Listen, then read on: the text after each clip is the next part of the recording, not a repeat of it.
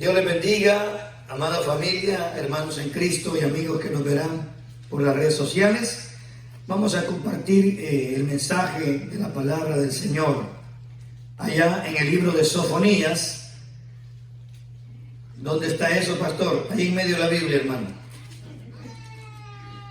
Son libros muy pequeños donde por falta de tiempo, vamos a decirlo así, a veces no leemos tanto la palabra de Dios, pero el Señor desea que nosotros nos informemos acerca de sus planes y sus propósitos.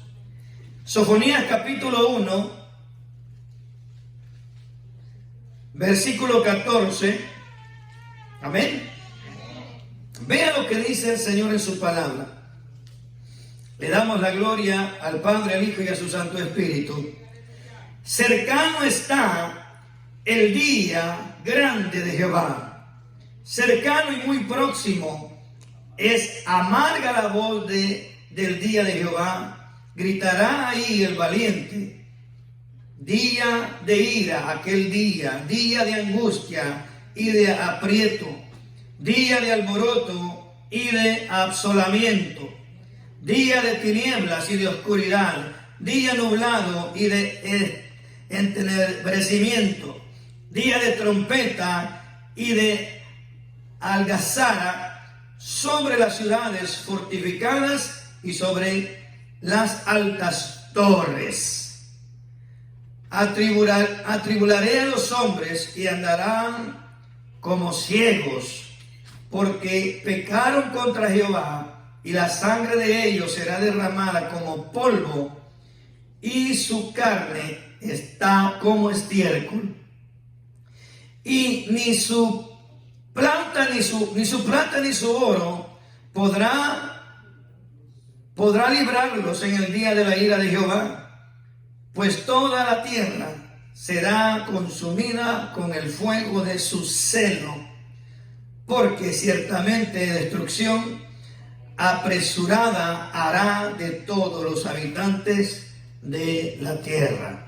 El que tenga oídos para oír, que oiga lo que el Señor dice a la iglesia. Bendito Dios, poderoso Padre, venimos en esta tarde, Señor, dándote gracias.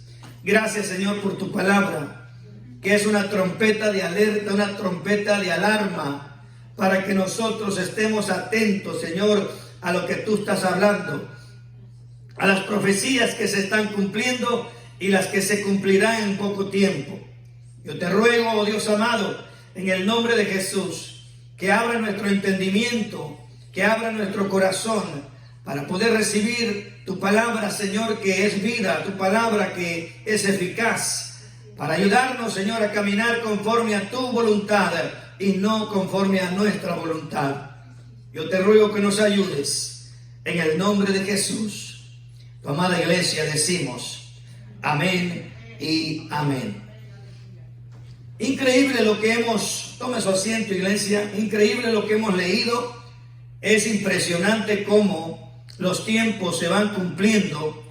El profeta, dando este mensaje al pueblo de Israel, vea cómo se aplica en nuestros tiempos también.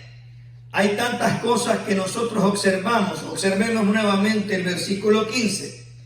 Día de ira, aquel día, día de angustia y de aprieto, día de alboroto y de asolación, día de tinieblas y de oscuridad, día de nublado y de entenebrecimiento, día de trompeta y de algazara sobre las ciudades fortificadas y sobre las altas torres.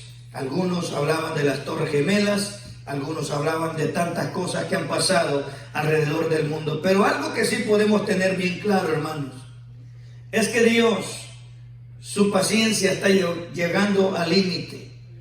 ¿Por qué, hermanos? Tenemos apenas alrededor de 80 años aproximadamente que el mundo iba caminando bien, el mundo iba avanzando bien, adorando al Señor, creyendo su palabra. Pero en el año 1960, esta nación, esta ciudad fortificada de los Estados Unidos, empezó a darle la espalda a Dios. ¿Cuántos se acuerdan de qué voy a hablar? Empezaron a sacar a Dios de las escuelas. Empezaron a sacar a Dios del gobierno. Finalmente, hace algunos años atrás, completamente sacaron a Dios de la nación, en cierta manera. Hablando en términos de gobierno. Dijeron que religión y Estado aparte, separados. Y vemos la tragedia, hermano, que se ha levantado en estos últimos años. Sé que a muchos de nosotros no nos ha gustado el nuevo presidente que Dios permitió en esta nación. Pero dicho sea de paso, gracias a ese hombre que puso Dios, hermano, se ha mantenido un poquito lo que es todo lo que es el parámetro bíblico que el Señor desea para que la nación de los Estados Unidos se aperciba. Vemos todo este desastre que está afectando al mundo entero. Y déjeme decirle que eso no es todo, iglesia. Vienen aún situaciones aún más terribles. ¿Por qué cree que Dios permite que en nuestros tiempos los polos se estén derritiendo? Muchos estudiosos de la materia están, hermano, alarmados, están inquietos, están desesperados y están diciendo que hay, hermano, pestes más terribles que están congeladas en el hielo y los témpanos se están derritiendo. Eso quiere decir, hermano, que esos virus pueden tomar fuerza nuevamente y empezar. Dice que tienen el poder y la capacidad para exterminar a toda la humanidad en cuestión de meses. Infórmese. No es un juego esto.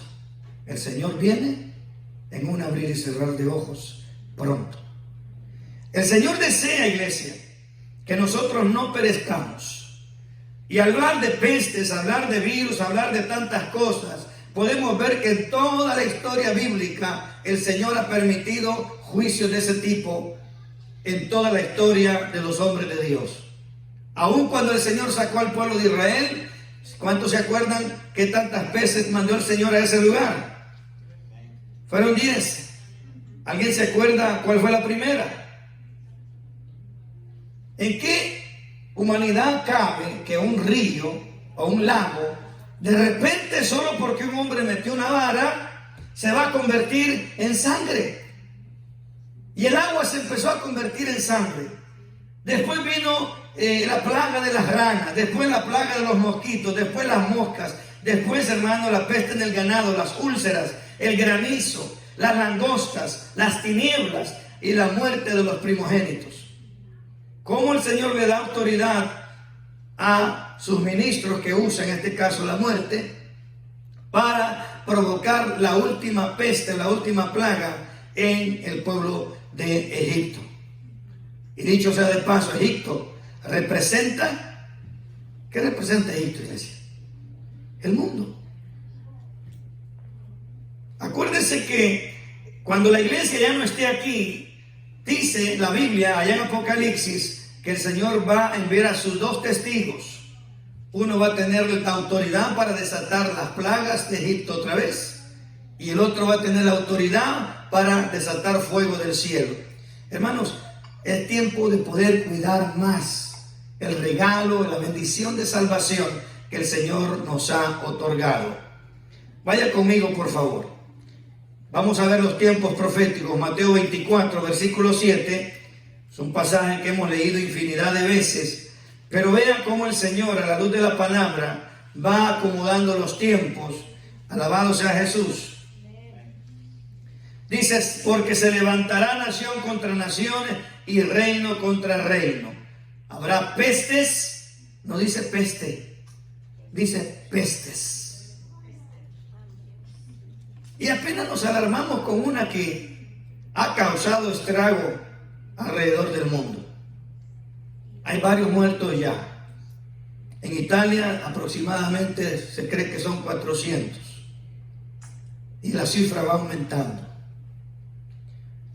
Aquí en el condado de Montgomery ya hubo casos que se han descubierto positivos. Incluso en las últimas horas aquí en Magnolia ya hubo un positivo. Cuídense. Amén. En Tombol, en el hospital de Tombol, ya también hubo positivos. Esto no es un juego. El Señor ha prometido que nos va a guardar. Pero ¿qué tenemos que hacer, iglesia? Humillarnos delante de Dios y pedirle su protección. Pidámosle al Señor que nos guarde. Mientras Él permita que estemos en esta casa, estaremos aquí. Pero cuando el Señor decida, estaremos guardando nuestra familia en los hogares. Esto va a pasar. Oremos más, clamemos al Señor. Nos unimos al ayuno y oración del sábado. Hay varias naciones que se unieron. Y eso, hermano, causa un impacto. Estamos rogando que el Señor, pues, le diga a ese ángel: detente ya. A ese poder que está esparciendo ese virus por todas partes. Cuando el Señor se levanta de su trono, dice: basta ya, todo se acaba, todo se detiene. Si no me creen, vamos a ver qué pasó con David. Allá, primer libro de Crónicas 21:1, anoche hablaba un poquito de esto. Bendito sea el Señor. El Señor dice que Él va a permitir esos tipos de juicios para que los hombres se aperciban y regresen a Dios. Pero Apocalipsis dice que ni aún así se arrepentirán, sino que van a blasfemar en contra de Dios, le van a echar la culpa a Dios, que de dónde está Dios, si Dios existe, entonces ¿por qué Dios permite estas enfermedades? La gente así es, hermano. Culpan a Dios de todo, mas sin embargo Dios tiene misericordia de nosotros. David, primer libro de Crónicas, capítulo 21, versículo 1, dice: pero Satanás se levantó contra Israel. Le pregunto, ¿será que Satanás se levanta contra la iglesia? Todos los días, hermano. Todo lo iglesia, el propósito de Satanás es detener nuestra fe, detener nuestro avance, que no sigamos creyendo en el Dios de los cielos. ¿Por qué? Porque va a venir un tiempo, iglesia, donde muchas personas no creerán ni en Dios ni en el diablo. Es decir, que no existen, que es una mentira, que es una falacia, que es una fábula. Y la gente se quedará en neutro, hermano. Pero eso es el propósito del anticristo. Todo se está preparando. Pero vean qué pasó con David. Dice: pero Satanás se levantó contra Israel e incitó a David a que hiciese censo de Israel. Ahora, trate de pensar esto. Me gustaría que no solamente lo leamos a la ligera, sino que nos pongamos a pensar qué estrategia o qué hizo Satanás para empezar a incitar a David a que él fuera movido emocionalmente y tomara la decisión de hacer el censo al pueblo de Israel. Imagínense cuántas veces el enemigo viene contra nosotros y nos incita de la misma manera. Él conoce nuestra vulnerabilidad, nuestra área débil, el área donde somos vulnerables. Él sabe dónde puede atacar, dónde puede mandar el dardo. Perdón por lo que voy a decir, pero a veces el enemigo sabe que si su debilidad son los ojos, ¡pum!, manda. Ya sabe usted qué es lo que manda el enemigo, para que usted empiece a contaminarse más y él se empieza a burlar de usted. Y no que eres cristiano, mira lo que están viendo. Alaba. Aquel que había tenido problemas de alcoholismo empieza a seducirlo, usando a otras personas. Échate una, hombre, una no es ninguna. Y empieza a seducir, como dice el verso 1, incita el corazón de las personas a pecar contra Dios. Por eso tenemos que tener mucho cuidado, iglesia. Todo lo que pasa a nuestro alrededor día con día, a veces es impulsado por la incitación que Satanás hace. Imagínense, el gran siervo de Dios, el hombre conforme al corazón de Jehová, fue incitado por Satanás. Fue empujado por Satanás. Verso 2 que dice: y dijo David a Joab y a los príncipes del pueblo: id y hacer censo de Israel desde Beerseba hasta Dan, e informarme sobre el número de ellos, para que yo lo sepa. Pero había un hombre inteligente ahí. Mire lo que dice Joab. Y dijo Joab: añada Jehová a su pueblo 100 veces más. Rey, Señor mío, ¿no son todos estos siervos de mi Señor? ¿Para qué? No hagas eso, David. ¿Para qué? ¿Para qué? Procura mi Señor esto, que será para pecado de Israel. No pudo decir David: es que yo no sabía. No. El capitán del ejército le dijo: David, lo que vas a hacer va a encender el enojo de Jehová contra Israel. Mas cuando está incitado el corazón por Satanás, no lo para nadie. ¿Por qué, hermano? Porque nos apartamos de Dios en nuestra mente y nuestro corazón y hacemos lo que nosotros pensamos que es correcto. David pensó que era correcto lo que iba a hacer, y como era el rey, dijo: aquí voy a hacer lo que yo diga. Aquí voy a hacer, porque yo soy el rey y yo voy a hacer lo que se me antoje en gana. Yo hago con mi vida lo que yo quiero. Así decimos algunos, ¿verdad? Pero el Señor dice en su palabra que nos apartemos del mal. El principio de la sabiduría es el temor a Jehová. Y el temor de Jehová en nuestro corazón nos apartará de las cosas que sabemos que a Jehová no le agradan. ¿Por qué cree que el pastor de vez en cuando dice: Señor, aumenta tu temor en mí? Esa oración es efectiva. Aumenta tu temor en mí. No el temor al mundo, no el temor a las cosas, el temor a Jehová. El temor a Dios. Sigamos leyendo, voz alta, iglesia. Mas la orden del rey pudo más que Joab. Era el rey. Y salió por tanto Joab y recorrió todo Israel y volvió a Jerusalén y dio cuenta del número del pueblo a David. Y había en todo Israel 1.100.000 que sacaban espada, y de Judá 470.000 que sacaban espada. Imagínense cuántos soldados tenía David. El problema era que ya no iba a confiar en Dios, sino en sus hombres. Y ese es el problema que el Señor quería evitar en David. David: mientras tú dependas de mí 100%, yo te voy a dar toda la tierra que quieras conquistar. Mientras tú dependas de mí, mientras tú estés siempre clamando a mí, siempre tú estés escuchando mi voz, la bendición del Señor va a estar siempre ahí. Pero David ya no quiso escuchar a Dios. ¿A quién escuchó David? Al diablo, hermano. Al chamuco, al chancla, como le quiera llamar. Él está incitando cada día. Y el problema es, mira, voy a ponerle un poquito más profundo esto. El problema es que cuando nosotros, siendo incitados por Satanás, ponemos oído a lo que él dice, nuestro corazón nos engaña. ¿Y qué pasa, hermano? Contaminamos la casa del Espíritu Santo. La Biblia dice que somos templo y morada del Espíritu Santo.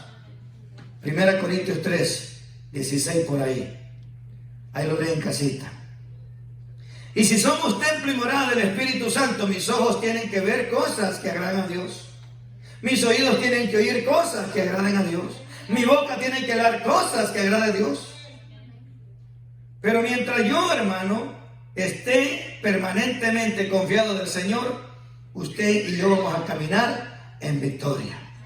Amén. Me decía un joven el otro día: pastor, pero ¿por qué es malo oír música secular? Aleluya, porque precisamente así te incita el corazón Satanás.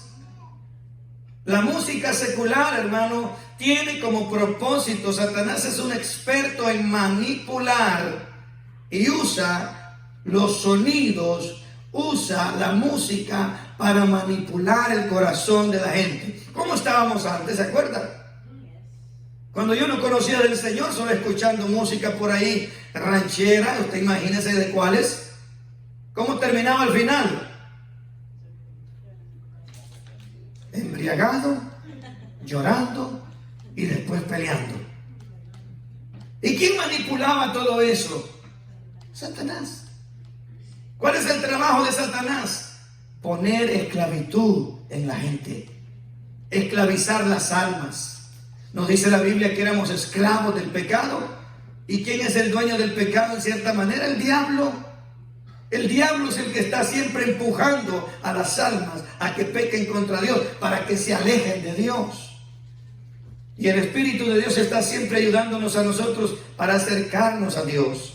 Mire, cuando es el Espíritu Santo que nos, en cierta manera, nos reprende, pone esa convicción en nosotros, el Espíritu Santo nos acerca a Dios. Cuando usted y yo pecamos, cuando nosotros pecamos contra Dios en alguna cosa, cuando es el Espíritu de Dios reprendiéndonos, Él nos acerca a Dios para pedirle perdón, sacudirnos y seguir avanzando en el camino. Pero cuando es el acusador de nuestra alma, ¿qué cree que pasa? Cuando viene Satanás a acusarte, sí, mira que eras cristiano y mira lo que andas haciendo. ¿Qué es lo primero que pasa en el corazón? Es alejarse de Dios. No, ya no voy a la iglesia. No, ya no. Es que no soy digno del Señor. Pues ¿quién es digno delante del Señor, hermano? Nadie. No hay justo ni aún uno, dice la Biblia. Ahora imagínense. Éxodo capítulo 5, verso 3. Mire lo que dice ahí.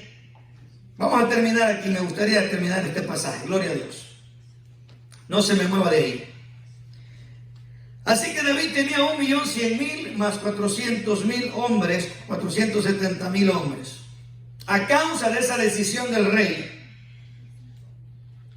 Dios se enojó contra David. Versículo 7 que dice, iglesia. ¿Alguien lo quiere leer aquí con fuerte voz? Primer libro de Crónicas 21:7, estamos todavía. Dice, asimismo, esto desagradó a Dios e hirió a Israel. Amén. Entonces dijo David a Dios, he pecado gravemente al hacer esto. Te ruego que quites la iniquidad de tu siervo, porque he hecho muy locamente. Amén. ¿Cuántas decisiones locamente hemos cometido o tomado nosotros? Un montón. Y el Señor tiene que traer su reprensión.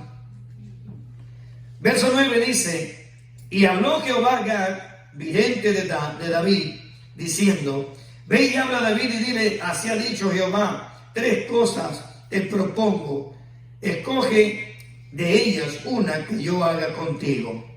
Y viniendo Gad a David dijo, así ha dicho Jehová, escoge para ti o 3 años de hambre, o por 3 meses ser derrotado de tus enemigos con la espada de tus adversarios, o por 3 días la espada de Jehová, esto es la peste en la tierra, y que el ángel de Jehová haga destrucción en todos los términos de Israel. Mira pues que respondes al que me ha enviado. Entonces David dijo a Gad, estoy en gran angustia. ¿Sí? ¿Cómo no? ¿Cómo está el mundo ahorita? Si usted no ha pecado contra Dios, ¿por qué tiene que estar angustiado? Usted tiene que estar confiado. El que tiene que estar angustiado es aquel que no tiene seguridad en su Dios. Pero usted tiene que estar confiado. Si Jehová no edificare la casa, en vano edifican. ¿Verdad? Dice el verso 3, entonces David dijo a Gad, estoy en gran angustia, ruego que yo caiga en manos de Jehová, porque sus misericordias son muchas en extremo, pero que no caiga en manos de los hombres. Y así Jehová envió la peste. ¿Qué era? ¿Qué envió el Señor a Israel? Una peste.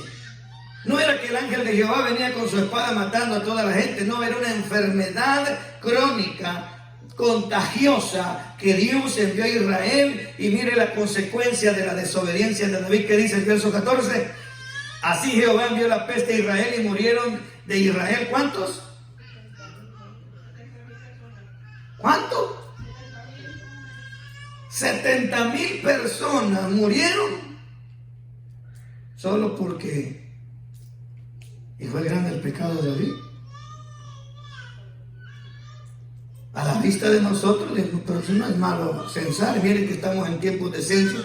Ahorita no sé si ya le llegó la forma a su casa, que tiene que decir al gobierno cuántos viven en su casa. El censo. Miren qué tremendo. Algo tan sencillo desagradó a Dios.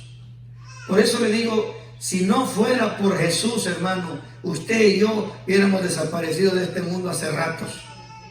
Pero es por la misericordia, la gloria del Señor, que está siempre delante del Padre, como dice Romanos, allá capítulo 8, verso 32 más o menos, donde Jesús está intercediendo por ti, por mí y por todos nosotros delante de Dios. Cada vez que pecamos, Señor, detén tu ira. Yo ya pagué por Él con mi sangre. Imagínate a Jesús orando por ti, delante de Dios por ti. Porque Jesús no quiere que te pierdas. Él hizo la oración en Juan 17, dice: Señor, aquellos que me diste, no quiero que ninguno se pierda. Nomás el hijo de perdición se perdió, dijo. El diablo se perdió totalmente. Y el que hizo el trabajo, dicen por ahí, Judas. Pero veamos que esto no es nuevo, hermanos. Versículo 15 otra vez. Y envió Jehová al ángel a Jerusalén para destruirla. Pero cuando él estaba destruyendo, miró Jehová y se arrepintió de aquel mal. Y dijo al ángel que destruía: ¿qué dijo él? ¡Basta ya! ¡Detente! ¡Para! No puedo hacer daño de esa manera a mis escogidos. Por eso le digo, la mayor eficacia que tenemos es humillarnos delante de Dios y decirle: Señor, reconozco que he pecado contra ti, perdóname, límpiame, Señor, pero que esta peste no me alcance, que esta situación que está el mundo angustiado no me alcance a mí, Señor. Pero si aún el Señor permitiera que me alcanzara, quiero tener la seguridad que voy a tu presencia. Tenemos que estar seguros. Amén. Gloria sea el nombre de Jesús. Algo que me llama bastante la atención, amados, es como el Señor da promesas gloriosas. Acuérdese, algo que tenemos que estar bien atentos, como leímos al principio, que cercano está el día de Jehová, cercano y muy próximo, es amarga la voz del día de Jehová. Ahora, interprete eso, piense cómo el Señor, usando en este caso al profeta Sofonías, él escribe que amarga será la voz del día de Jehová. Hablando de la gran tribulación, Pablo dijo: estábamos atribulados. Y muchas veces Pablo escribe en las cartas paulinas que a la tribulación había llegado a ellos. ¿Cuántas veces Pablo había sido encarcelado? ¿Cuántas veces Pablo había sido golpeado? Mas sin embargo él seguía adelante. ¿Qué quiero decir con esto? Hermano, yo los felicito por estar aquí. Tenemos que estar atentos a la voz del Señor. Cuando Él diga quédate en casa, ahí nos quedamos. Amén. El hombre está diciendo quédate en casa, pero Dios no ha dicho nada todavía. Amén. Hay un pasaje en Isaías 26, me gustaría compartirlo, que por ahí está sonando mucho en las redes sociales. Y es muy bueno. Amén. Pero espera la orden de Dios.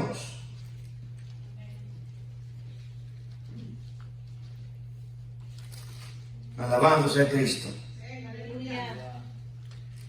En Isaías 26, en el versículo 20, para ser específicos,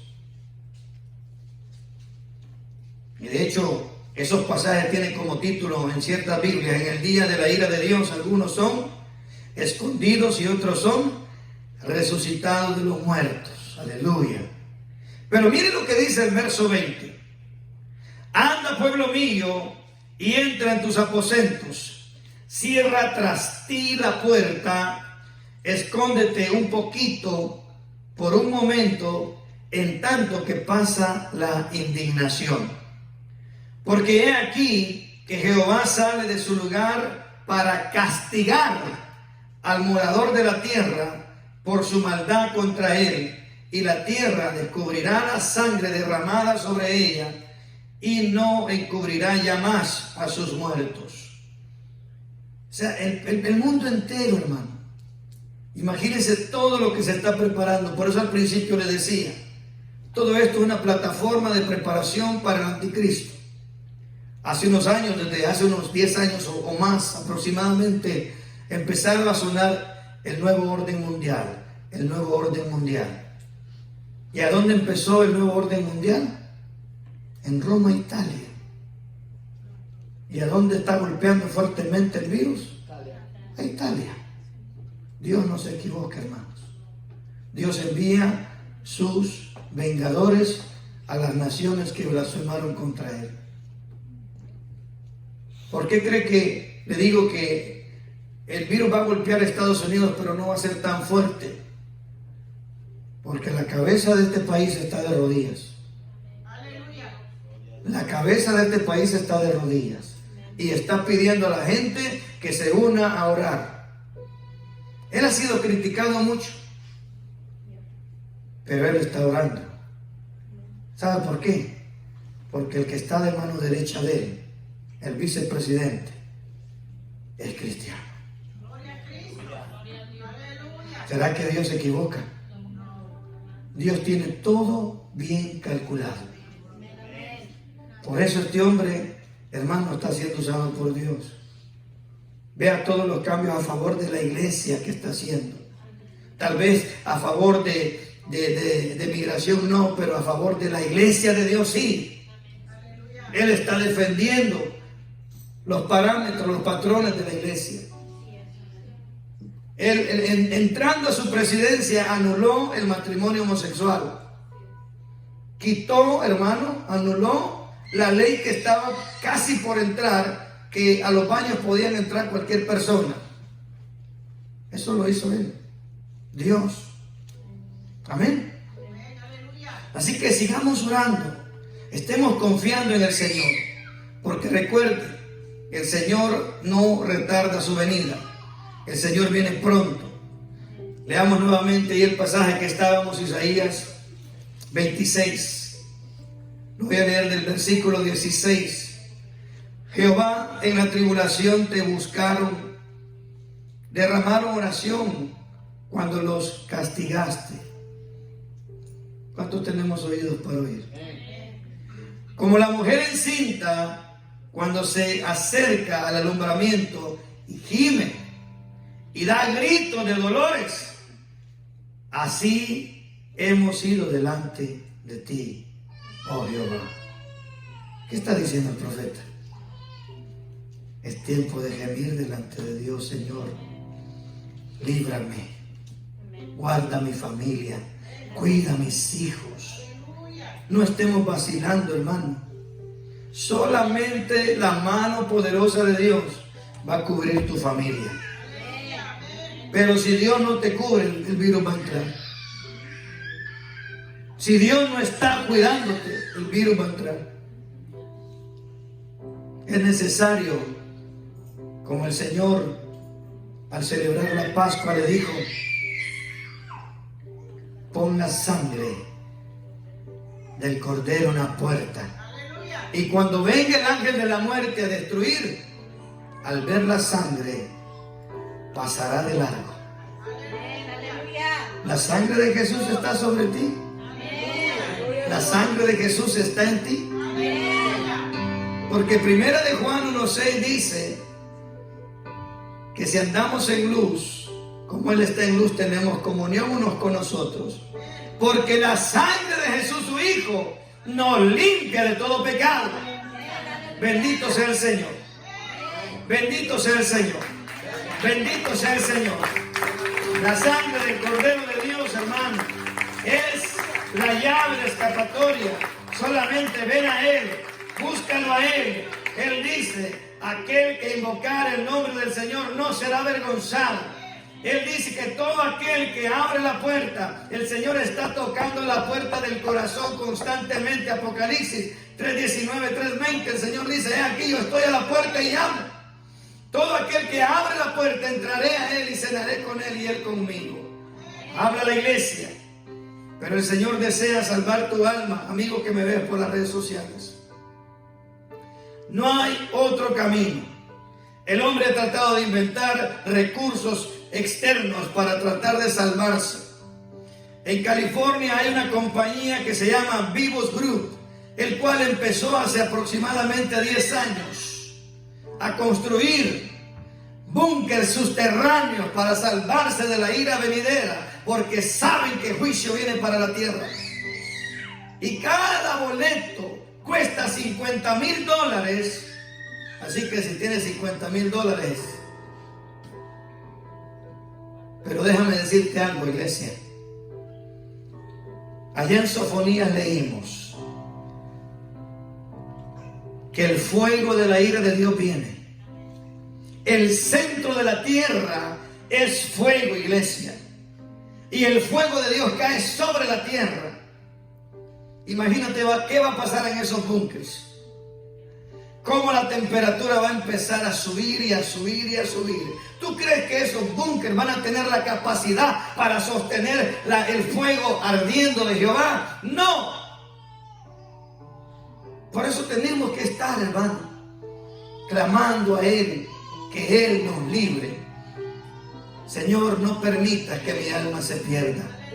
No permitas que mi alma se pierda. El Señor fue enviado a esta tierra para salvar lo que se había perdido.